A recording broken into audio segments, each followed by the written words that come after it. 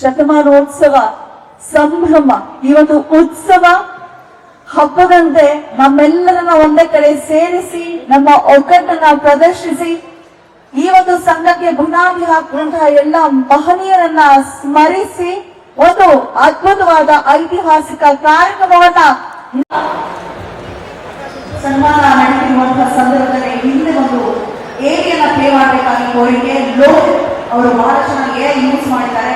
Cubbonpet page Urkere ದಯಾನಂದರು ಹಾಗೆ ಪ್ರೇಮ್ ಕುಮಾರ್ ಅವರು ವಿಶೇಷ ಧನ್ಯವಾದ.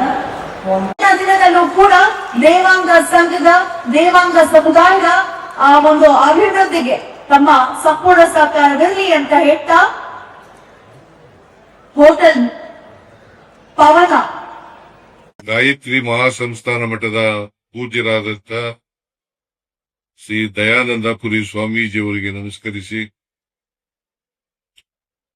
ಆದಿಚುಂಚನಗಿರಿ ಮಹಾಸಂಸ್ಥಾನದ ಪೂಜ್ಯರಾದಂತ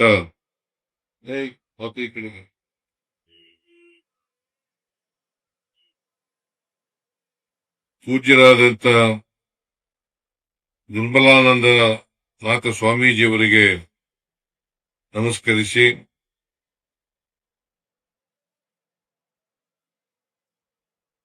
ಶ್ರೀ ನಿತ್ಯಾನಂದ ಯೋಗಾಶ್ರಮದ ಪೂಜ್ಯರಾದಂತ ಯೋಗಾನಂದ ಸರಸ್ವತಿ ಸ್ವಾಮೀಜಿಯವರಿಗೆ ನಮಸ್ಕರಿಸಿ, ಈ ಸಮಾರಂಭದ ಅಧ್ಯಕ್ಷತೆ ವಹಿಸಿರ್ತಕ್ಕಂಥ ಹಾಗೂ ದೇವಾಂಗ ಸಂಘದ ಅಧ್ಯಕ್ಷರಾದಂತ ಜಿ ರಮೇಶ್ ಅವರ,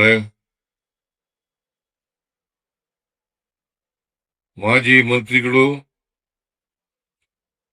ವಿಧಾನ ಪರಿಷತ್ತಿನ ಸದಸ್ಯರು ಆದಂತ ಶ್ರೀಮತಿ ಉಮಾಶ್ರೀ ಅವರ,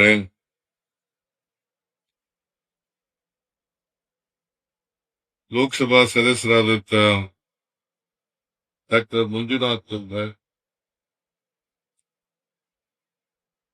ರಾಜ್ಯಸಭಾ ಸದಸ್ಯರಾದಂತ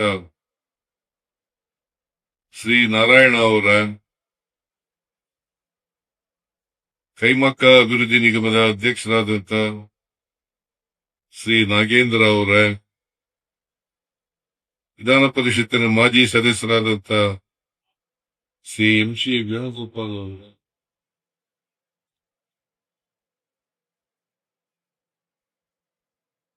ವಿಧಾನಸಭೆಯ ಸದಸ್ಯರಾದಂತ ಶ್ರೀ ಉದಯ ಗರುಡಾಚಾರ್ ಅವರ, ವೇದಿಕೆ ಮೇಲೆ ಇರ್ತಕ್ಕಂಥ ಎಲ್ಲ ಆಹ್ವಾನಿತ ಗಣ್ಯರೇ, ಸಂಘದ ಎಲ್ಲ ಪದಾಧಿಕಾರಿಗಳೇ, ಇಲ್ಲಿ ಆಗಮಿಸಿರ್ತಕ್ಕಂಥ ಆತ್ಮೀಯ ಬಂಧುಗಳೇ, ತಾಯಂದಿರೇ,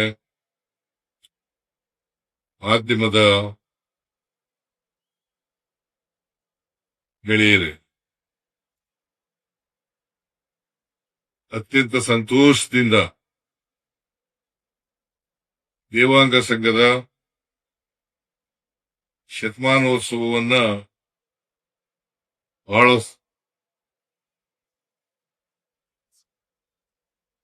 ಈ ಸಂಘ 100 ವರ್ಷಗಳನ್ನು ತುಂಬಿದೆ. ಇದರ ಶತಮಾನೋತ್ಸವವನ್ನ ಉದ್ಘಾಟನೆ ಮಾಡ್ತಾ ಇದೆ. ಸಂಘ 1924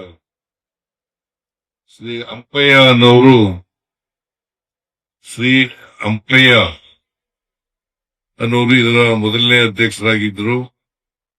ಈಗ 100 ವರ್ಷಗಳನ್ನ ಕ್ರಮಿಸಿದೆ. ಒಂದು ಸಂಘಟನೆಗೆ 100 ವರ್ಷಗಳು ಆಗ್ತಕ್ಕಂಥದ್ದು ಒಂದು ಮೈಲಿಗಲ್ಲು ಅಂತಕ್ಕಂಥದನ್ನ ಈ ಸಂದರ್ಭದಲ್ಲಿ ಹೇಳಲಿಕ್ಕೆ ಬಯಸ್ತಾ ಇದ್ದಾರೆ.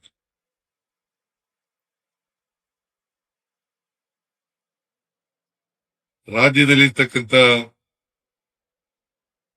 ಎಲ್ಲ ದೇವಾಂಗದವರು ಮತ್ತು ನೇಕಾರರು ಇವರನ್ನ ಸಂಘಟನೆ ಮಾಡಿ ಬೆಂಗಳೂರು ನಗರಕ್ಕೆ ಅಥವಾ ಮೈಸೂರು ನಗರಕ್ಕೆ ಬರ್ತಕ್ಕಂತ ವಿದ್ಯೆ ಕಲೀಲಿಕ್ಕೆ ಬರ್ತಕ್ಕಂತ ವ್ಯಕ್ತಿಗಳಿಗೆ, ವಿದ್ಯಾರ್ಥಿಗಳಿಗೆ ಅವರಿಗೆ ಉಳ್ಕೊಳ್ತಕ್ಕಂತ ಒಂದು ವ್ಯವಸ್ಥೆಯನ್ನು ಮಾಡತಕ್ಕಂತ ಕೆಲಸವನ್ನ ಬಹಳ ವರ್ಷಗಳಿಂದ ದೇವಾಂಗ ಸಂಘದವರು ಮಾಡ್ಕೊಂಡು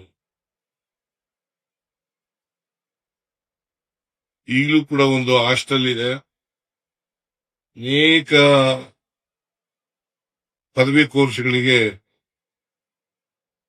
ಅವರು ನಡೆಸ್ಕೊಂಡು ಬರ್ತಾ ಇದ್ದಾರೆ.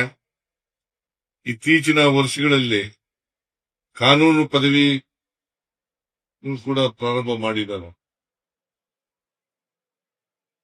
ಈಗ ಮಹಿಳೆಯರಿಗೆ ಒಂದು ಹಾಸ್ಟೆಲ್ ಅನ್ನ ಕಟ್ತಾ ಇರ್ತಕ್ಕಂಥದ್ದು ಬಹಳ ಸಂತೋಷ. ಮಹಿಳೆಯರಿಗೆ ಒಂದು ಹಾಸ್ಟೆಲ್ ಅನ್ನ ಕಟ್ತಾ ಇರ್ತಕ್ಕಂಥದ್ದು ಬಹಳ ಸಂತೋಷದ ವಿಚಾರ. ಯಾಕಂತಂದ್ರೆ ಮಹಿಳೆಯರು ಹೆಚ್ಚು ಹೆಚ್ಚು ವಿದ್ಯಾವಂತರಾಗಬೇಕು ಅಂತಕ್ಕಂಥದ್ದು ನಮ್ಮ ಅಭಿಪ್ರಾಯ ಅಂತಕ್ಕಂಥ ಮಾತುಗಳನ್ನ ಇದಕ್ಕೆ ಮಹಿಳೆಯರಿಗೆ ಹೆಚ್ಚು ಒತ್ತು ಕೊಡ್ತಕ್ಕಂಥ ಕೆಲಸವನ್ನು ಮಾಡ್ತಾ ಇದ್ದೇವೆ. ಅದಕ್ಕೋಸ್ಕರನೇ ಮಹಿಳೆಯರು ಆರ್ಥಿಕವಾಗಿ, ಸಾಮಾಜಿಕವಾಗಿ ಸ್ವಾವಲಂಬಿಗಳಾಗಬೇಕು ಅಂತಕ್ಕಂಥ ಕಾರಣದಿಂದಲೇ ನಾವು ಇವತ್ತು ಶಕ್ತಿ ಯೋಜನೆಯನ್ನ ಪ್ರಾರಂಭ ಮಾಡಿರ್ತಕ್ಕಂಥದ್ದು.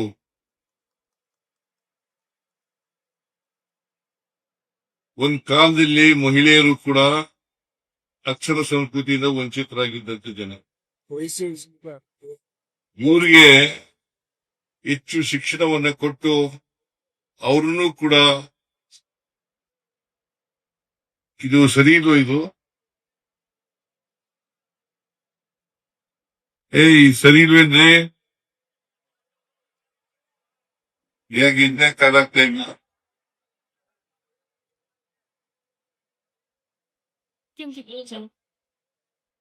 ಇಲ್ಲಿ ಚೆನ್ನಾಗಿ ಕೇಳ್ತಾ ಇತ್ತು.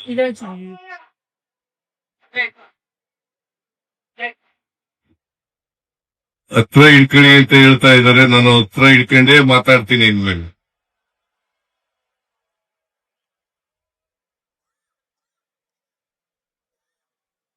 ಮಹಿಳೆಯರು ಕೂಡ ಶೂದ್ರರಂತೆ ಅಕ್ಷರ ಸಂಸ್ಕೃತಿಯಿಂದ ವಂಚಿತರಾಗಿದ್ರು. ಅವರು ಕೂಡ ಲಿಂಗ ತಾರತಮ್ಯದಿಂದ ನಡತಕ್ಕಂಥ ವ್ಯವಸ್ಥೆ ಇತ್ತು. ಈಗ ಲಿಂಗ ತಾರತಮ್ಯ ತೊಲಗಿ ಅವರು ಕೂಡ ಪುರುಷರಿಗೆ ಸಮಾನವಾಗಿ ಬದುಕ್ತಕ್ಕಂಥ ವ್ಯವಸ್ಥೆ ನಿರ್ಮಾಣ ಆಗ್ತಾ ಇದೆ. ಇದು ಒಂದು ಒಳ್ಳೆಯ ಬೆಳವಣಿಗೆ ಅಂತಕ್ಕಂಥ ಮಾತುಗಳನ್ನು ಹೇಳಲಿಕ್ಕೆ ಬಯಸ್ತಾ ಇದ್ದೇನೆ. ದೇವಾಂಗ ಸಂಘದವರು ಮಹಿಳೆಯರಿಗೋಸ್ಕರ ಒಂದು ಹಾಸ್ಟೆಲ್ ಅನ್ನು ಮಾಡಿ ಅವರಿಗೆ ವಿದ್ಯಾಭ್ಯಾಸವನ್ನು ಕೊಡ್ತಾ ಇರ್ತಕ್ಕಂಥದ್ದು ಬಹಳ ಸಂತೋಷದ ವಿಚಾರ ಅಂತಕ್ಕಂಥ ಮಾತುಗಳನ್ನ ಈ ಸಂದರ್ಭದಲ್ಲಿ ಹೇಳಲಿಕ್ಕೆ ಬಯಸ್ತಾ ಇದ್ದೇನೆ. ರಾಜ್ಯ ಸರ್ಕಾರ ಸ್ವಾಮೀಜಿಯವರು, ದಯಾನಂದ ಸ್ವಾಮೀಜಿಯವರು, ದಯಾನಂದಪುರಿ ಸ್ವಾಮೀಜಿಯವರು ಹೇಳಿದ್ರು ನನಗೆ, ಆಮೇಲೆ ರಮೇಶ್ ಕೂಡ ಹೇಳಿದ್ರು ಮಹಿಳಾ ಹಾಸ್ಟೆಲ್ಗೆ ಸಹಾಯ ಮಾಡಬೇಕು ಅಂತಕ್ಕಂಥ ಮಾತುಗಳನ್ನ ಹೇಳಿದ್ದಾರೆ. ನಾನು ಸಹಾಯ ಮಾಡ್ತೇನೆ ಅಂತಕ್ಕಂಥ ಮಾತುಗಳಿಂದ ಹೇಳಲಿಕ್ಕೆ ಬಯಸ್ತಾ ಇದ್ದೀನಿ.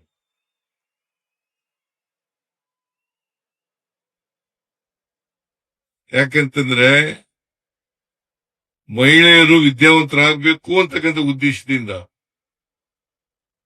ನಮ್ಮ ಸರ್ಕಾರ ಯಾವಾಗಲೂ ಕೂಡ ಎಲ್ಲರನ್ನೂ ಒಳಗೊಂಡಂತೆ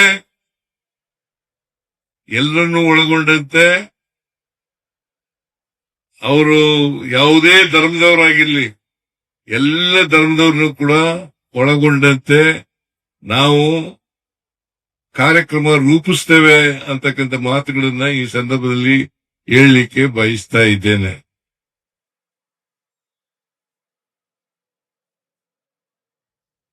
ನೀವೆಲ್ಲರೂ ಕೂಡ ಆರ್ಥಿಕವಾಗಿ, ಸಾಮಾಜಿಕವಾಗಿ ಹಿಂದುಳಿದಿರ್ತಕ್ಕಂಥವ್ರು. 3 ವರ್ಷಗಳ ಸಂಘಟನೆ ಇರಬಹುದು, ಆದ್ರೂ ಇವತ್ತು ನೋಡಿದಾಗ ಆರ್ಥಿಕವಾಗಿ ಸಾಮಾಜಿಕವಾಗಿ ಹಿಂದುಳಿದಿರ್ತಕ್ಕಂಥ ಪರಿಸ್ಥಿತಿಯನ್ನು ನಾವು ಕಾಣಲಿಕ್ಕೆ ಬಯಸ್ತಾ ಇದ್ದೇವೆ. ಇದು ಬಹಳ ದೊಡ್ಡ ಇತಿಹಾಸ ಇರ್ತಕ್ಕಂಥ ಒಂದು ಜನಾಂಗ. ಯಾಕಂತಂದ್ರೆ ನೇಕಾರಿಕೆ ಮಾಡೋದು ಇದೆಯಲ್ಲ, ಇದು ಒಂದು ಕಸುಬು. ಇದು ಕಸುಬು, ಬಟ್ಟೆ ನೇಯ್ದು ಕೊಡ್ತಕ್ಕಂಥದ್ದು, ಬಟ್ಟೆ ಹಾಕೊಳ್ತಕ್ಕಂಥದ್ದು. ಹೇಗೆ ರೈತರು ಆಹಾರ ಉತ್ಪಾದನೆ ಮಾಡ್ತಾರೆ, ಹಾಗೇನೆ ನೇಕಾರರು, ದೇವಾಂಗ ಜನಾಂಗದವರು ಬಟ್ಟೆಯನ್ನ ನೇಯ್ಕೊಡ್ತಕ್ಕಂಥ ಕೆಲಸವನ್ನ ಮಾಡ್ತಾರೆ. ಇದು ಸಮಾಜದ ಅಗತ್ಯ, ಇದು ಪ್ರತಿಯೊಬ್ಬರ ಅಗತ್ಯ ಅಂತಕ್ಕಂಥ ಮಾತುಗಳನ್ನ ಹೇಳಲಿಕ್ಕೆ ಬಯಸ್ತಾ ಇದ್ದೇನೆ. ನಾವೆಲ್ಲರೂ ಕೂಡ ಸಂಘಟನೆ ಆಗ್ಬೇಕು. ಸಂಘಟನೆ ಹೇಗಾಗ್ತದೆ ಅಂತಂದ್ರೆ, ಈ ಜಾತಿ ಸಂಘಟನೆಗಳು ಆಗ್ತಕ್ಕಂಥದ್ದು ತಪ್ಪೇನಿಲ್ಲ. ಲೋಹಿಯಾ ಅವರು ಒಂದು ಮಾತನ್ನ ಹೇಳ್ತಿದ್ರು. ಏನಪ್ಪಾ ಅದು ಅಂತಂದ್ರೆ, ಮುಂದುವರೆದ ಜನಾಂಗದವರು ಜಾತಿ ಸಭೆಗಳನ್ನು ಮಾಡಿದ್ರೆ,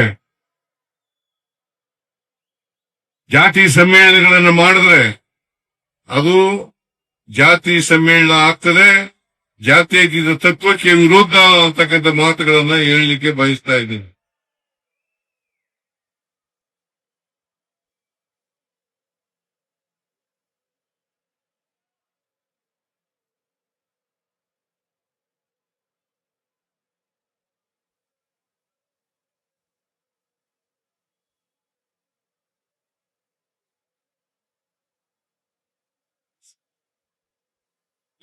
ಆಮೇಲೆ ಕೂತು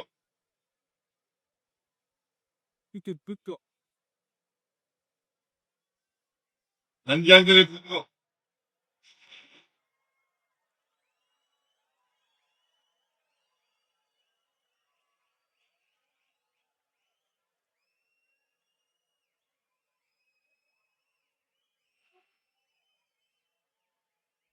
ಹಿಂದುಳಿದ ಜಾತಿಯವರು ಕೇಳಿ, ಈ ಕಡೆ ಕೇಳ್ರಿ.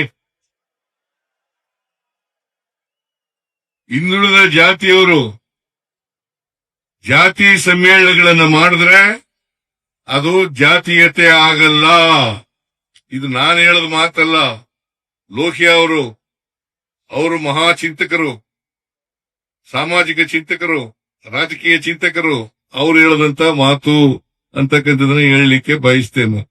ಯಾರು ಮುಂದುವರೆದವರು, ಸಮಾಜದಲ್ಲಿ ಮುಂದುವರೆದ ಜನಾಂಗ ಇದಾರಲ್ಲ, ಅವರು ಜಾತಿ ಸಮ್ಮೇಳನಗಳನ್ನು ಮಾಡಿದ್ರೆ, ಜಾತಿಯ ಸಭೆಗಳನ್ನು ಮಾಡಿದ್ರೆ ಅದು ಜಾತ್ಯತೀತ ತತ್ವಕ್ಕೆ ವಿರೋಧ ಅಂತಕ್ಕಂಥ ಮಾತುಗಳನ್ನ, ಅದು ಜಾತೀಯತೆ ಆಗ್ತದೆ ಅಂತಕ್ಕಂಥ ಮಾತುಗಳನ್ನ ಲೋಹಿಯಾ ಅವರು ಹೇಳ್ತಾ ಇದ್ರು. ಅದರಿಂದ ನಾವೆಲ್ಲರೂ ಕೂಡ ಹಿಂದುಳಿದ ಜಾತಿಯವರು, ಬಡವರು, ದಲಿತರು, ಮಹಿಳೆಯರು, ಅಲ್ಪಸಂಖ್ಯಾತರು, ಇವರೆಲ್ಲರೂ ಕೂಡ ಜಾತಿ ಸಮ್ಮೇಳನಗಳನ್ನು ಮಾಡಿದ್ರೆ ಅದು ಜಾತೀಯತೆ ಆಗಲ್ಲ. ಸಂಘಟನೆ ಮೂಲಕನೇ ಶಕ್ತಿಯನ್ನ ಬೆಳೆಸಿರ್ತಕ್ಕಂಥದ್ದು. ಬಾಬಾ ಸಾಹೇಬ್ ಅಂಬೇಡ್ಕರ್ ಅವರು ಅದಕ್ಕೆ ಒಂದು ಮಾತನ್ನ ಹೇಳಿದ್ದಾರೆ. ಏನಪ್ಪಾ ಅಂತಂದ್ರೆ, ಶಿಕ್ಷಣ, ಸಂಘಟನೆ ಮತ್ತು ಹೋರಾಟ. ಶಿಕ್ಷಣ, ಸಂಘಟನೆ ಮತ್ತು ಹೋರಾಟ. ಇದನ್ನ ನಮಗೆ ಹಿಂದುಳಿದವರಿಗೆ, ದಲಿತರಿಗೆ, ಅಲ್ಪಸಂಖ್ಯಾತರಿಗೆ, ಬಡವರಿಗೆ, ಮಹಿಳೆಯರಿಗೆ ಹೇಳಿರ್ತಕ್ಕಂಥ ಮಾತುಗಳು ಇವು. ಇದನ್ನ ನಾವು ಅರ್ಥ ಮಾಡ್ಕೋಬೇಕಾಗ್ತದೆ. ನಾವೆಲ್ಲರೂ ಕೂಡ ಶಿಕ್ಷಣ ಪಡ್ಕೊಳ್ಳೇಬೇಕು. ಯಾಕಂದ್ರೆ ನಾವೆಲ್ಲ ಇವತ್ತು ಸಮಾಜದಲ್ಲಿ ಅಸಮಾನತೆ ನಿರ್ಮಾಣ ಯಾಕಾಗಿದೆ ಅಂತಂದ್ರೆ, ನಾವೆಲ್ಲರೂ ಕೂಡ ಶಿಕ್ಷಣದಿಂದ ವಂಚಿತರಾಗಿದ್ದದ್ದು, ನಮ್ಮೆಲ್ಲರಿಗೂ ಕೂಡ ಸಮಾನ ಅವಕಾಶಗಳಿದೆ ಇರ್ತಕ್ಕಂಥದ್ದು. ಈ ಅವಕಾಶಗಳು ವಂಚಿತರಾದ್ರಿಂದ ನಾವು ಅಸಮಾನತೆ, ಸಾಮಾಜಿಕ ಅಸಮಾನತೆ, ಆರ್ಥಿಕ ಅಸಮಾನತೆ, ಶೈಕ್ಷಣಿಕ ಅಸಮಾನತೆ ಇದನ್ನ ಕಾಣ್ತಾ ಇದೀವಿ ಅಂತಕ್ಕಂಥ ಮಾತುಗಳನ್ನ ಈ ಸಂದರ್ಭದಲ್ಲಿ ಹೇಳಲಿಕ್ಕೆ ಬಯಸ್ತಾ ಇದ್ದಾರೆ. ಅದಕ್ಕೆ ಬಾಬಾ ಸಾಹೇಬ್ ಅಂಬೇಡ್ಕರ್ ಅವರು ಒಂದು ಮಾತನ್ನ ಹೇಳಿದ್ರು, ಕಾನ್ಸ್ಟಿಟ್ಯೂಂಟ್ ಅಸೆಂಬ್ಲಿನಲ್ಲಿ ಭಾಷಣ ಮಾಡ್ತಾ ಹೇಳಿದ್ರು, ನಮ್ ದೇಶಕ್ಕೆ ಸ್ವಾತಂತ್ರ್ಯ ಬಂದಿದೆಯಲ್ಲ, ಈ ಸ್ವಾತಂತ್ರ್ಯ ಯಶಸ್ಸಾಗಬೇಕಾದ್ರೆ ಎಲ್ಲರಿಗೂ ಸಾಮಾಜಿಕ ಆರ್ಥಿಕ ಸ್ವಾತಂತ್ರ್ಯ ಸಿಕ್ಕಿದಾಗ ಮಾತ್ರ. ಈ ಮಾತುಗಳನ್ನ ಬಾಬಾ ಸಾಹೇಬ್ ಅಂಬೇಡ್ಕರ್ ಅವರು ಹೇಳಿದಂತ ಮಾತುಗಳು. ಅದಕ್ಕೆ ಅವ್ರು ಏನು ಒಂದು ಹೆಜ್ಜೆ ಮುಂದೆ ಹೋಗಿ ಏನ್ ಹೇಳ್ತಾರೆ ಅಂತಂದ್ರೆ, ರಾಜಕೀಯ ಸ್ವಾತಂತ್ರ್ಯ ಸಿಕ್ಕಿದ್ರೆ ಸಾಲದು. ಯಾವಾಗ ಕೂಡ ರಾಜಕೀಯ ಸ್ವಾತಂತ್ರ್ಯ ಸಾಮಾಜಿಕ ಆರ್ಥಿಕ ಶೈಕ್ಷಣಿಕ ರಾಜಕೀಯ ಸ್ವಾತಂತ್ರ್ಯ ತಳಹದಿಯ ಮೇಲೆ ನಿಂತಿದೆ ಅಂತಕ್ಕಂಥದ್ದನ್ನ ಅರ್ಥ ಮಾಡ್ಕೋಬೇಕಾಗುತ್ತೆ. ಈ ತಳಹದಿಯ ಮೇಲೆ ನಿಂತಿರ್ತಕ್ಕಂಥದ್ದು. ಆದ್ರಿಂದ ಪ್ರತಿಯೊಬ್ಬರಿಗೂ ಕೂಡ ಆರ್ಥಿಕ ಸಾಮಾಜಿಕ ನ್ಯಾಯ ಸಿಕ್ಕಿದಾಗ ಮಾತ್ರ ಸಮಾನತೆಯನ್ನ ಕಾಣಲಿಕ್ಕೆ ಸಾಧ್ಯ ಆಗ್ತದೆ. ಎಲ್ಲರೂ ಮುಖ್ಯವಾಹಿನಿಗೆ ಬರಲಿಕ್ಕೆ ಸಾಧ್ಯ. ಯಾಕಂತಂದ್ರೆ ಜಾತಿ ಹೋಗ್ಬೇಕು ಅಂತ ನಮ್ಮ ಸಂವಿಧಾನದಲ್ಲಿ ಹೇಳ್ಕೊಂಡಿದೀವಿ, ವರ್ಗ ಹೋಗ್ಬೇಕು ಅಂತ ಹೇಳ್ಕೊಂಡಿದೀವಿ. ಜಾತಿ ವರ್ಗ ಅಷ್ಟು ಸುಲಭವಾಗಿ ಹೋಗೋದಲ್ಲ. ಯಾಕಂತಂದ್ರೆ ಬಸವಾದಿ ಶರಣರು 12ನೇ ಶತಮಾನದಲ್ಲೇ ಜಾತಿ ಹೋಗ್ಬೇಕು ವರ್ಗ ಹೋಗ್ಬೇಕು ಅಂತ ಹೇಳಿದ್ರು. ಇವನಾರವ ಎಂದೆನಿಸದಿರಯ್ಯ, ಇವ ನಮ್ಮವ ಎಂದೆನಿಸಯ್ಯ, ನಿನ್ನ ಮನೆಯ ಮಗನೆಂದೆನಿಸಯ್ಯ, ಕೂಡಲ ಸಂಗಮ ದೇವ ಅಂತ ಹೇಳಿ ವಚನದ ಮೂಲಕ ಜಾತಿ ಹೋಗ್ತಕ್ಕಂಥ ಪ್ರಯತ್ನವನ್ನ ಮಾಡಿದ್ವಿ. ಆದ್ರೂ ಹೋಗಿದ್ಯಾ ಏನಪ್ಪಾ ವೇಣುಗೋಪಾಲ? ಜಾತಿ ಹೋಗಿದ್ಯಾ? ಜಾತಿ ಹೋಗಿಲ್ಲ. ಜಾತಿ ಹೋಗ್ಬೇಕಾದ್ರೆ ನಾವು ಆರ್ಥಿಕವಾಗಿ ಸಾಮಾಜಿಕವಾಗಿ ರಾಜಕೀಯವಾಗಿ ಸಫಲರಾಗಬೇಕು. ಸಫಲರಾದಾಗ ಮಾತ್ರ ನಾವು ಮುಖ್ಯವಾಹಿನಿಗೆ ಬರಲಿಕ್ಕೆ ಸಾಧ್ಯ ಆಗ್ತದೆ. ಇಲ್ಲದೆ ಹೋದ್ರೆ ಸಾಧ್ಯ ಆಗಲ್ಲ ಅಂತಕ್ಕಂಥ ಮಾತುಗಳನ್ನ ಬಹಳ ಸ್ಪಷ್ಟವಾಗಿ ನಾವು ತಿಳ್ಕೋಬೇಕಾಗ್ತದೆ. ಇದು ಸಂವಿಧಾನದ ಮೂಲಕ ಹೇಳಿರ್ತಕ್ಕಂಥ ಮಾತುಗಳು. 850 ವರ್ಷಗಳಾಯ್ತು ಬಸವಣ್ಣನವರು ಹೇಳಿ, ಇನ್ನೂ ಜಾತಿ ಹೋಗಿಲ್ಲ ಅಂತಕ್ಕಂಥ ಮಾತುಗಳನ್ನ ನಾವು ಇವತ್ತು ಸಮಾಜದಲ್ಲಿ ಕಾಣ್ತಾ ಇದ್ದೀವಿ. ನಿಮ್ಮ ದೇವಾಂಗದಲ್ಲೂ ಕೂಡ ಅನೇಕ ಗುಂಪುಗಳಿದ್ದಾವೆ. ಸ್ವಾಮೀಜಿಯವರು ಹೇಳ್ತಾ ಇದ್ರು, ನಾನು ಸ್ವಾಮೀಜಿ ಆದ್ಮೇಲೆ ಈ ಗುಂಪುಗಳನ್ನೆಲ್ಲ ಒಂದು ಮಾಡಿದ್ದೀನಿ ಅಂತಕ್ಕಂಥ ಮಾತುಗಳನ್ನ ಹೇಳಲಿಕ್ಕೆ ಬಯಸ್ತಾರೆ. ಬಹಳ ಸಂತೋಷ.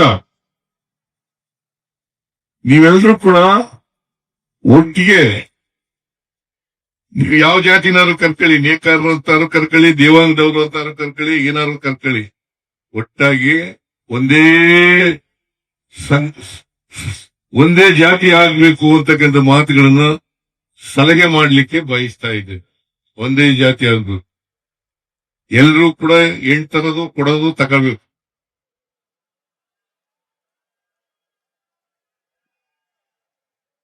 ಎಂಟರದು ಕೊಡೋದು ಇದೆಯಾ ನಿಮ್ಮಲ್ಲಿ? ಇಲ್ಲ. ಇದೆಯಾ? ನನಗೆ ಯಾರೋ ಹೇಳ್ತಾ ಇದ್ರು ಇಲ್ಲಿ 25% ಮಾತ್ರ ಇದೆ ಅಂತ ಹೇಳ್ತಾ ಇದ್ರು. ಎಷ್ಟಪ್ಪ? 25%?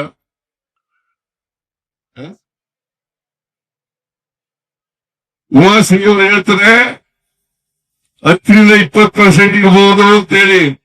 ನೀವು 100ಕ್ಕೆ 100 ಪರಸ್ಪರ ಕೊಡೋದು ತರದು ಮಾಡ್ಕೊಂಡು ಮನುಷ್ಯ ಜಾತಿ ಅಥವಾ ನೇಕಾರ ಜಾತಿ ದೇವಾಂಗ ಜಾತಿ ಅಂತ ಒಂದೇ ಜಾತಿ ಆಗ್ಬೇಕು ಅಂತಕ್ಕಂಥ ಸಲಹೆಯನ್ನ ಈ ಸಂದರ್ಭದಲ್ಲಿ ಕೊಡ್ಲಿಕ್ಕೆ ಬಯಸ್ತಾ ಇದ್ದೆ. ಅಂತಿಮವಾಗಿ ನಾವು ಜಾತ್ಯತೀತ ಸಮಾಜವನ್ನ ನಿರ್ಮಾಣ ಮಾಡಬೇಕು. ಜಾತ್ಯತೀತ ಸಮಾಜವನ್ನ ನಿರ್ಮಾಣ ಮಾಡಬೇಕು. ಆದ್ರಿಂದ ನಾವು ಜಾತಿ ಹೋಗ್ಬೇಕಲ್ಲ. ಯಾಕೆಂದ್ರೆ ನಮ್ ಜಾತಿ ಇದೆಯಲ್ಲ ಸುಲಭವಾಗಿ ಹೋಗಲ್ಲ. ಜಾತಿ ಇದೆಯಲ್ಲ ಇದು ಜಡತ್ವದಿಂದ ಕೂಡಿರ್ತಕ್ಕಂಥ ವ್ಯವಸ್ಥೆ, ಸಾಮಾಜಿಕ ವ್ಯವಸ್ಥೆ. ಈ ಜಾತಿಗೆ ಚಲನೆ ಇಲ್ಲ. ನಮ್ಮ ಜಾತಿ ವ್ಯವಸ್ಥೆಗೆ ಚಲನೆ ಇಲ್ಲ. ಆ ಚಲನೆ ಇಲ್ಲಿರೋದ್ರಿಂದ ಜಡತ್ವದಿಂದ ಕೂಡಿದೆ. ಈ ಚಲನೆ ಯಾವಾಗ ಬರ್ತದಪ್ಪ ಅಂತಂದ್ರೆ ಆರ್ಥಿಕವಾಗಿ, ಸಾಮಾಜಿಕವಾಗಿ, ಶೈಕ್ಷಣಿಕವಾಗಿ ಶಕ್ತಿ ಬಂದಾಗ ಮಾತ್ರ ಜಾತಿ ಹೋಗ್ಲಿಕ್ಕೆ ಸಾಧ್ಯ ಆಗ್ತದೆ. ಇದನ್ನ ನೀವು ಬೆಳೆಸ್ಕೊಳ್ತಕ್ಕಂಥ ಪ್ರಯತ್ನವನ್ನು ಮಾಡಬೇಕು. 100 ಇವತ್ತು ಸಾಕ್ಷರತೆ ಎಷ್ಟಾಗಿದೆಯಪ್ಪ ಅಂತಂದ್ರೆ 76% ಆಗಿದೆ. ಮಹಿಳೆಯರಲ್ಲಿ ಇನ್ನೂ ಕಡಿಮೆ ಇದೆ, 70ಕ್ಕಿಂತ ಕಡಿಮೆ ಇದೆ. ಆದ್ರಿಂದ ಎಲ್ಲರೂ 100 ಸಾಕ್ಷರರಾಗಬೇಕು. 100 ನಾವು ಸಾಕ್ಷರತೆಯನ್ನ ಕಂಡ್ರೆ ನಾವು ಜಾತಿ ಹೋಗ್ಲಿಕ್ಕೆ ಸಾಧ್ಯ ಆಗ್ತದೆ. ಆರ್ಥಿಕವಾಗಿ, ಸಾಮಾಜಿಕವಾಗಿ ಶಕ್ತಿ ತುಂಬತಕ್ಕಂಥ ಕೆಲಸ ಆಗ್ತದೆ. ಅದಕ್ಕೋಸ್ಕರ ಈ ಸಂಘಟನೆ ಬೆಳೀಲಿ, ಶಕ್ತಿಯುತವಾಗಿ ಬೆಳೀಲಿ ಅಂತೇಳಿ ಹಾರೈಸ್ತೇನೆ. ರಮೇಶ್ ಅವರೇ, ಶಕ್ತಿಯುತವಾಗಿ ಬೆಳೆಸಿ. ಈಗೆಲ್ಲ ಸಬ್ ಶಕ್ತಿಗಳಿದಾವಲ್ಲ, ಸಬ್ ಕಾಸ್ಟ್ಗಳಿದಾವಲ್ಲ, ಅವೆಲ್ಲ ತಗನಾಕೈತಿ. ಎಲ್ಲರೂ ತಗನಾಕಿ, ಒಂದು ಇರಬಾರದು. ಎಂತೇನೋ ಪದ್ಮಶಾಲಿ ಅಂತ ಇರೋದು, ಇನ್ನೊಂದು ಯಾವುದು ಎಂತಮ್ಮ, ನಿಮ್ ಜಾತಿ ಸಬ್ ಕಾಸ್ಟ್ಗಳು.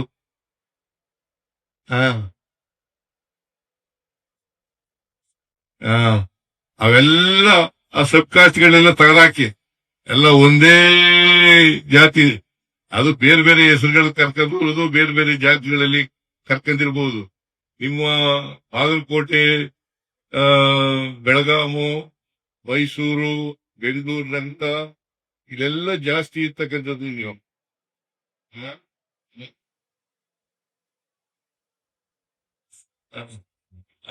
ಅವೆಲ್ಲ ಬಿಟ್ಟಾಕ್ರಯ್ಯ.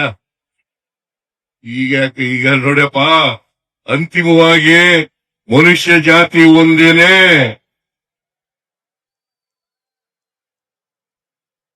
ಮನುಷ್ಯ ಜಾತಿ ಒಂದೇನೆ. ಈಗ ಜಾತಿ ವ್ಯವಸ್ಥೆಯನ್ನ ನಾವು ಮಾಡ್ಕೊಂಡಿರೋದು ಸ್ವಾರ್ಥಕ್ಕೋಸ್ಕರ ಮಾಡ್ಕೊಂಡಿರ್ತಕ್ಕಂಥದ್ದು, ನಮ್ಮ ಸ್ವಾರ್ಥಕ್ಕೋಸ್ಕರ ಮಾಡ್ಕೊಂಡಿರ್ತಕ್ಕಂಥದ್ದು. ಚತುರ್ಣ ವ್ಯವಸ್ಥೆ ಯಾರು ಮಾಡಿದ್ರು? ನಾವು ಮಾಡಿದ್ವಾ? ಯಾರೋ ಹಿಂದೆ ಪೂರ್ವಿಕರು ಮಾಡಿದ್ದಾರೆ. ಹಾಗಂತೇಳಿ ಅಪ್ಪಾಕದ ಆಲ್ಮರದಲ್ಲಿ ನೇತಾಕೊಂಡು ಇರ್ಬೇಕಾ? ಸಂವಿಧಾನ ಹೇಳಿರೋದು ಯಾಕೆ ಹೀಗಾಗಿದ್ರೆ? ಸಂವಿಧಾನ ಬಾಬಾ ಸಾಹೇಬ್ ಅಂಬೇಡ್ಕರ್ ಸಂವಿಧಾನ ಬರೆದಿರೋದು ಯಾಕೆ? ಈ ಸಂವಿಧಾನ ಉದ್ದೇಶ ಇದೆಯಲ್ಲ, ಅದು ಈಡೇರಲೇಬೇಕು. ಆಗ ಮಾತ್ರ ನಾವು ಮನುಷ್ಯ ಜಾತಿ ಅಂತ ಹೇಳಲಿಕ್ಕೆ ಸಾಧ್ಯ ಆಗ್ತದೆ. ಈ ಯಾವುದೇ ಧರ್ಮ ನಮಗೆ ಪ್ರೀತಿಸಲು ಹೇಳ್ಕೊಡ್ತದ ಹೊರತು, ಪ್ರೀತಿಸಿ ಕರುಣೆಯಿಂದ ಕಾಡಿ ಅಂತ ಹೇಳ್ತದ ಹೊರತು, ಶಾಂತಿಯಿಂದ ಇರಿ ಅಂತ ಹೇಳ್ತದ ಹೊರತು, ಅದಕ್ಕೆ ಯಾರು ಕೂಡ ದ್ವೇಷಿಸಿ ಇನ್ನೊಬ್ಬರನ್ನ ದ್ವೇಷಿಸಿ ಅಂತ ಹೇಳ್ಕೊಟ್ಟಿಲ್ಲ. ಸಂವಿಧಾನ ಹೇಳೋದು ಸಹಿಷ್ಣುತೆ ಸಹ ಬಾಳ್ವೆ ಇದನ್ನ ರೂಢಿಸ್ಕೊಳ್ತಕ್ಕಂಥ ಕೆಲಸವನ್ನ ಎಲ್ಲ ಜಾತಿಯವರು, ಜನಾಂಗದವರು ಕೂಡ ಮಾಡಬೇಕು ಅಂತಕ್ಕಂಥ ಮಾತುಗಳನ್ನ ಈ ಸಂದರ್ಭದಲ್ಲಿ ಹೇಳಲಿಕ್ಕೆ ಬಯಸ್ತಾ ಇದ್ದೇನೆ. ನಾನು ಹಣಕಾಸಿನ ಮಂತ್ರಿ ಆಗಿರುವಾಗ, ಇಲ್ಲಿ ಉಮಾಶ್ರೀ ಇಲ್ಲೇ ಇದ್ದಾರೆ, ಉಮಾಶ್ರೀ 94-95 ಇರ್ಬೇಕಲ್ಲಮ್ಮ. ₹4.25 ಇದ್ದದನ್ನ ₹1.25 ಮಾಡಿದ್ದು. 2004-05ರಲ್ಲಿ ನಾನು ನಿಮ್ಮ ಜನಾಂಗದವರಿಗೆ, ಮಗ್ಗಗಳಿಗೆ 10 HP ವರೆಗೆ ₹4.25 ಇತ್ತು ಒಂದು ಯೂನಿಟ್ಗೆ. ಅದನ್ನ ₹1.20 ಮಾಡಿದವರು ನಮ್ಮ ಸರ್ಕಾರ ಮತ್ತು ನಾನು ಹಣಕಾಸಿನ ಮಂತ್ರಿಯಾಗಿರುವಾಗ ಅಂತಕ್ಕಂಥ ಮಾತುಗಳನ್ನು ಹೇಳಲಿಕ್ಕೆ. ಆಗ ಸುಮಾರು 80% ಜನರಿಗೆ ಕವರ್ ಆಗಿತ್ತು. ಅದಾದ್ಮೇಲೆ ಈಗ 10% ಅವರಿಗೆ ಉಚಿತವಾಗಿ 10 HP ವರೆಗೆ ಉಚಿತವಾಗಿ. ನಮ್ಮ ರವೀಂದ್ರ ಇಲ್ಲೇ ಇದ್ದಾನೆ, ಕಲಬುರಗಿ. ಏನಪ್ಪಾ,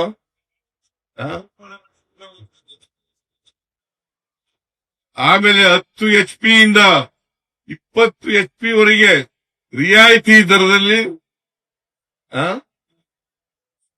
1.25 ಪೈಸೆ ತರನೇ ನೀವು 20 HP ವರೆಗೆ ₹1.25 ವಿದ್ಯುತ್ ಶಕ್ತಿ ಬಿಲ್ ಅನ್ನ ₹1.25 ಒಂದು ಯೂನಿಟ್ಗೆ ಕೊಡಬೇಕು ಅಂತಕ್ಕಂಥ ಮಾಡದದ್ದು ನಮ್ಮ ಸರ್ಕಾರ. ಆಮೇಲೆ ನಿಮಗೆ ರಿಬೇಟ್ ಇತ್ತಲ್ಲ, ಆ ರಿಬೇಟ್ ಅನ್ನ 10% ಇದ್ರೆ 20% ಮಾಡಿಕೊಟ್ಟೆ. ರಮೇಶ ಹೇಳ್ಬೇಕು ನೀನು ಇದನ್ನೆಲ್ಲ.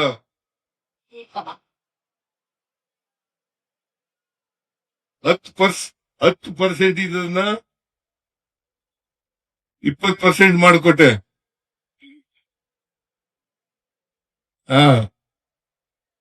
ಆಮೇಲೆ 0% ಬಡ್ಡಿನಲ್ಲಿ 5 ಲಕ್ಷದವರೆಗೆ ಸಾಲ, 5 ಲಕ್ಷದವರೆಗೆ ಸಾಲ ಕೊಡ್ತಕ್ಕಂಥ ಕೆಲಸವನ್ನ. ಆಮೇಲೆ ನೇಕಾರರ ಸನ್ಮಾನ ಯೋಜನೆ 5,000 ಮಾಡಿದದ್ದು ನಮ್ಮ ಸರ್ಕಾರ ಅಂತಕ್ಕಂಥ ಮಾತುಗಳನ್ನ ಹೇಳಲಿಕ್ಕೆ ಬಯಸ್ತಾ ಇದ್ದೀನಿ. ಆಮೇಲೆ ದೇವರ ದಾಸಿಮಯ್ಯ 11ನೇ ಶತಮಾನದಲ್ಲಿ ವಚನಕಾರರಾಗಿದ್ದಂಥವ್ರು, ಬಸವಣ್ಣವ್ರಿಗಿಂತ ಮುಂಚಿತವಾಗಿ ಅವರ ಜಯಂತ್ಯೋತ್ಸವವನ್ನ ಆಚರಣೆ ಮಾಡಿದದ್ದು ನಮ್ಮ ಸರ್ಕಾರ, ನಾನು ಮುಖ್ಯಮಂತ್ರಿ ಆಗಿರುವಾಗ ಅಂತಕ್ಕಂಥದ್ದನ್ನ ನಮಗೆ ತಿಳಿಸ್ಲಿಕ್ಕೆ ಬಯಸ್ತಾ ಇದ್ದೇನೆ. ಆಮೇಲೆ ಉಮಾಶ್ರೀ ಅವರಿಗೆ MLA ಮಾಡಿ 5 ವರ್ಷ ಮಂತ್ರಿ ಆಗಿದ್ದಂಥವರು ಶ್ರೀಮತಿ ಉಮಾಶ್ರೀ ಅವರು ಈಗಲೂ MLCನೇ. ಆಮೇಲೆ 4 ಜನ ನಿಗಮ ಮಂಡಳಿ ಚೇರ್ಮನ್ರುಗಳು, ರವೀಂದ್ರ ಕಲಬುರ್ಗಿ, ಆಮೇಲೆ ತಿಪ್ಪೇಸೆಲ್ಲ ಮೂರ್ತಿ, ತಿಪ್ಪೇಶ್ ಇದನ್ನ. ಆಮೇಲೆ ಸಾಲ ಮನ್ನಾ ಮಾಡಿಕೊಟ್ಟದ್ದು ನಮ್ ಸರ್ಕಾರ. ಅದರಿಂದ ಯಾರು ನಿಮ್ಗೆ ಉಪಕಾರ ಮಾಡ್ತಾರೆ, ಯಾರು ನಿಮ್ ಜೊತೆ ನಿಲ್ತಾರೆ, ಅವ್ರ ಜೊತೆ ನೀವು ಕೂಡ ಇರಬೇಕು ಅಂತಕ್ಕಂಥ ಮಾತುಗಳನ್ನ ಈ ಸಂದರ್ಭದಲ್ಲಿ ಹೇಳಲಿಕ್ಕೆ ಬಯಸ್ತಾ ಇದ್ದೇನೆ. ಆಮೇಲೆ ಈಗ ಎಲ್ಲ ಹಿಂದುಳಿದ ಜಾತಿಯವರಿಗೆ ಜಮೀನು ಕೊಡಬೇಕು ಅಂತೇಳಿ ಸರ್ಕಾರ ಆಲೋಚನೆ ಮಾಡಿ ಮುಂದಿನ ಕ್ಯಾಬಿನೆಟ್ ನಲ್ಲಿ ಸಬ್ಜೆಕ್ಟ್ ಬರ್ಬೋದು ಅಂತ ಅನ್ಕೊಂಡಿದ್ದೀನಿ. ಅದು ಬಂದಾಗ ನಿಮ್ಮ ಸಂಘಟನೆಗೂ ಕೂಡ ಜಮೀನನ್ನ ಕೊಡ್ತೇವೆ ಅಂತಕ್ಕಂಥ ಮಾತುಗಳನ್ನ ಹೇಳಲಿಕ್ಕೆ ಬಯಸ್ತಾ ಇದ್ದೀನಿ. 2 ಎಕರೆ ಅಥವಾ 2.5 ಕೊಡಬಹುದು, ಜಮೀನು ಕೊಡ್ತೀವಿ. ಆಮೇಲೆ ಸ್ವಾಮೀಜಿಯವರು ಒಂದು ಮಾತನ್ನ ಹೇಳಿದ್ದಾರೆ, ನೇಕಾರರ ಅಭಿವೃದ್ಧಿ ನಿಗಮ ಮಾಡಬೇಕು. ಏನ್ ಚಪ್ಪಾಳೆ ನಿಂತಲ್ವಲ್ಲ ನೀವು? ನೇಕಾರರು ಅಂತ ಪದ ಉಪಯೋಗಿಸಿರೋದ್ರಿಂದ ನೇಕಾರರ ಅಭಿವೃದ್ಧಿ ನಿಗಮ ಅದು ದೇವಾಂಗನೂ ಸೇರ್ಕತ್ತದೆ.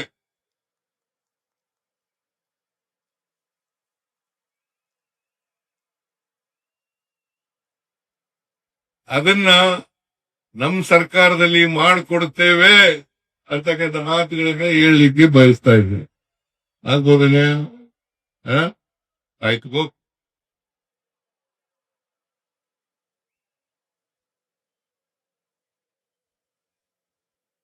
ಒಟ್ಟಾರೆ ನಮ್ಮ ಸಮಾಜ ಎಲ್ಲ ಜಾತಿಗಳು, ಎಲ್ಲ ಧರ್ಮದವರು ಎಲ್ಲರನ್ನು ಒಟ್ಟಿಗೆ ಕೊಂಡು ಹೋಗ್ತಕ್ಕಂಥ ಕೆಲಸವನ್ನ ಮಾಡ್ತಕ್ಕಂಥ ಪ್ರಯತ್ನವನ್ನ ಮಾಡ್ತೇವೆ ಅಂತಕ್ಕಂಥ ಮಾತುಗಳನ್ನ ಹೇಳಿ, ಇವತ್ತು ನೀವೆಲ್ಲ ಹಿಂದುಳಿದ ಜಾತಿಗಳು, ಈ ದೇವಾಂಗ ಜಾತಿಗಳು, ನೇಕಾರ ಜಾತಿಗಳಿದಾವಲ್ಲ, ಇವೆಲ್ಲ ಆರ್ಥಿಕವಾಗಿ ಸಾಮಾಜಿಕವಾಗಿ ಹಿಂದುಳಿದಿರ್ತಕ್ಕಂಥವ್ರು. ನೀವೆಲ್ಲರೂ ಕೂಡ ಸಾಮಾಜಿಕವಾಗಿ, ಆರ್ಥಿಕವಾಗಿ, ಶೈಕ್ಷಣಿಕವಾಗಿ, ರಾಜಕೀಯವಾಗಿ ಹೆಚ್ಚು ಮೇಲಕ್ಕೆ ಬರಬೇಕು ಅಂತಕ್ಕಂಥ ಮಾತುಗಳನ್ನ ಈ ಸಂದರ್ಭದಲ್ಲಿ ಹೇಳ್ತಾ, ಅದು ಸಾಧ್ಯ ಆಗ್ತಕ್ಕಂಥದ್ದು ಶಿಕ್ಷಣ, ಸಂಘಟನೆ ಮತ್ತು ಹೋರಾಟದಿಂದ ಮಾತ್ರ. ನಿಮ್ಗೆ ಸಿಗ್ತಕ್ಕಂಥ ಹಕ್ಕುಗಳು ಸಂವಿಧಾನಿಕವಾಗಿ ಏನೇನು ಹಕ್ಕುಗಳನ್ನ ಕೊಟ್ಟಿದ್ದಾರೆ, ಹಕ್ಕುಗಳನ್ನೆಲ್ಲ ಪಡ್ಕೋಬೇಕು ಅನ್ನೋದಾದ್ರೆ, ಅವುಗಳ ರಕ್ಷಣೆ ಆಗ್ಬೇಕಾದ್ರೆ, ಸಂವಿಧಾನದ ರೀತ್ಯ ಆಗ್ಬೇಕು ಅನ್ನೋದಾದ್ರೆ ನೀವೆಲ್ಲರೂ ಕೂಡ ಶಿಕ್ಷಣ, ಸಂಘಟನೆ, ಹೋರಾಟದ ಮೂಲಕ ಪಡ್ಕೊಳ್ಬೇಕು ಅಂತಕ್ಕಂಥ ಮಾತುಗಳನ್ನ ಹೇಳಿ, ಇವತ್ತು 3 ವರ್ಷ ಈ ದೇವಾಂಗ ಸಂಘಟನೆ ಆಗಿ 3 ವರ್ಷ ಆಗಿದೆ. ಇನ್ನೂ ಎತ್ತರಕ್ಕೆ ಬೆಳೆಯಲಿ. ನನ್ನ ಮಾತುಗಳನ್ನು ಮುಗಿಸ್ತೇನೆ. ನಿಮ್ಮೆಲ್ಲರಿಗೂ ನಮಸ್ಕಾರ. ಜೈ ಹಿಂದ್, ಜೈ ಕರ್ನಾಟಕ, ಜೈ ದೇವಾಂಗ, ಜೈ ನೇಕಾರ.